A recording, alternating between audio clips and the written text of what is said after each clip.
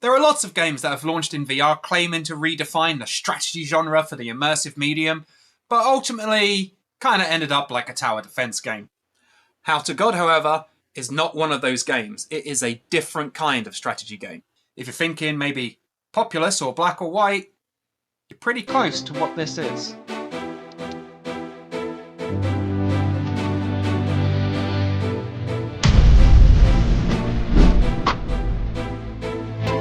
Many strategy games are all about battling and building an army and taking them towards the enemy, and there's nothing wrong with that. We've done a lot of reviews of those kind of games this year, and I absolutely love strategy games. But How to God is more like a strategic management sim. Not like The Sims as such, but as I say, the aforementioned Populous or Black and White, those kinds of games in which you are a god. How to God, as the name suggests, cast you as a god, and it's your job to make sure that your people, your population, are treated well or not so well. How to God features a dual ethics system where you can engage with reckless activity or nice activity, and depending on the choice you take, your hands in the game and also the creature that you have supporting you will change in form. So the game begins by giving you this creature and asking you to choose one from a selection, and there's not really much in the way of customization. You can change some accent color, but that's about it. But once you get into the game, depending on the actions that you take with the creature, it will grow and change form. And the form that it takes then is different depending on the actions that you commit it to. Now, it is really a black and white choice between good and bad, and everything is basically labelled as such. Blue for good, red for bad. But the extent to which you take these choices does affect the shape and form that your creature will take. And your creature is basically a remote version of you on the land that's in front of you. The game revolves around completing tasks for your villagers, or rather, soon to become your worshippers, and they will have specific demands such as housing and food and so on. And you must engage with the world in order to complete these tasks. However, you can't do that many of them directly. Instead, you must command your creature to do them, such as, for example, gathering berries from a bush and taking them to a silo. And once your creature has begun doing these things, the villagers will see this and learn from it and begin engaging in that activity themselves. It's really, really simple to begin with. As you can see in the footage that we've used in this video from the first few levels of the game, it is simply a case of the villager wants food. In order to get food, I need to build a farm. So I build a farm near some bushes that have some berries and command my creature to go and collect the berries and take them back to the farm. And then the villagers see this, and so now they start collecting the berries and taking them back to the farm.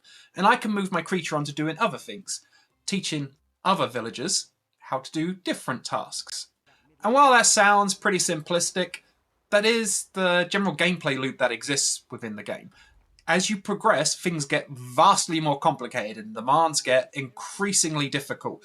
But you still have the same system of using your... I don't want to say avatar, we'll stick with creature. Using your creature to engage in the world and ultimately teach your worshippers how to do things. Now, you can assign tasks to your worshippers, and it's a really simple system of finding out the item that you need to merge them with in order to do that task. Again, in the footage in this video, you'll see the first one you get given, which is a piece of wood and a villager, merge them together, and they become a lumberjack, and they can start cutting down wood. It's a really simple system, and as the game continues, it tells you less about how to do it. So it encourages experimentation. There's lots and lots of things that you can do in the world that don't seem particularly obvious at first. Again, the game teaches you at the start, you can pick up a cloud and squeeze it together and it will rain. That's great, but how is that useful? Later in the game, if you set something on fire, just grab a cloud out of the sky and put that rain down and it'll put out the fire. And there's loads of tiny little incidents like this. You'll learn a lot of things that you can do through stone tablets that exist in the world. And at first, again, the game highlights these and shows you where they are. But later on in the game, they're a bit more hidden. And in order to achieve a certain task, you may have to explore around the world a little bit and find the clues to piece together this puzzle. The tasks that you're set, as I say, they grow quite extensively in the challenge. I won't say difficulty because the game isn't actually very difficult. The challenge is that it asks you to engage your brain. And as such, this can be considered a strategy game because of the way in which you deploy your resources. You're not going to be fighting off loads of enemies or armies, although there are bandits in the game, but they're only a minor distraction. Instead, you're going to be making sure that you're achieving set goals in order to satisfy your worshippers and thus increase your power.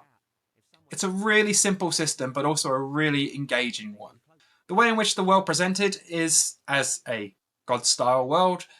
It's a small world in front of you that you can shrink yourself down to and go floor level or make yourself bigger. You can move it around, pivot on your own axis, and you can scramble across it to reach new places. And the maps do get quite large. They're not exactly massive, but they are big enough that you can engage in later levels for upwards of an hour just by moving through task to task to task to task as it takes you across the map. And you unlock new areas by bringing your creature to remove the fog of, not war, but the fog of exploration, and uncover new things and new objectives, and there's all sorts of side quests that appear. So How to God is really a game that, if you enjoy this kind of genre, you're definitely going to get your money's worth here. In terms of visuals, it's not exactly rewriting the rulebook. What is here is pleasant, but there's not much in the way of variety. As you progress through the game, you'll get new map styles and things like that. Each new level is a new location on the Earth, and that's nice, but there's not actually huge amounts of variety between them. It's also a little bit fiddly in places. Sometimes when you're trying to grab objects, for example, picking fire out of a fireplace to throw at a bad guy because that's the only source of fire you have at that point in the level, it can be a bit annoying. And also, when you construct objects, I'm sure there's probably a way around this. Maybe it was entirely my fault, but I often found that because of the way I was holding it, there was one block that was really awkward to slot in order to complete the shape that I had to for the scaffolding to be built by my villagers. And so I was fiddling around with it for a little bit longer than I should be in order to make sure that this was going to work. And I can't put it down for some reason. If I put it down, it just doesn't do anything and it's really difficult to pick back up. So again, that one may have just been me, but I did find this as an awkward part of the game as I was trying to progress through it.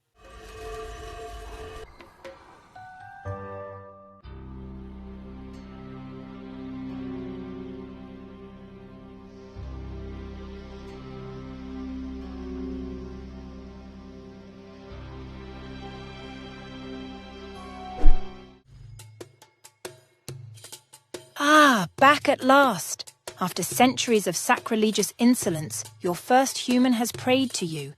Do you see that glowing marker? That is the person who prayed to you. It seems to be their village leader. A village leader? Jackpot! Let's see what they have to say.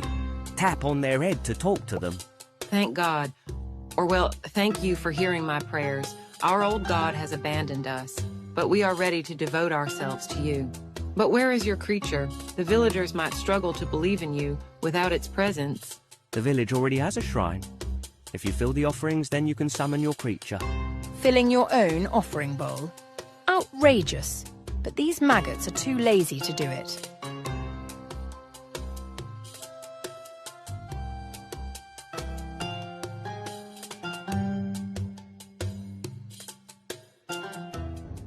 So really, that's all we have. We have some minor niggles that I'm sure the developers are aware of and will endeavour to fix at some point in the lifespan of the game.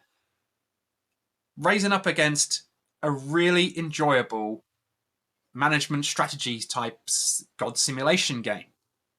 So again, if you like the likes of Populous or Black and White and management strategy sims as a whole, How to God is a really good adaptation of this genre for VR. It's not going to bring any new converts. If you're not a fan of this kind of game, don't think How to God is going to change your mind. But if you are already involved with this genre, you like this kind of game, then How to God is probably the first one you should try in VR.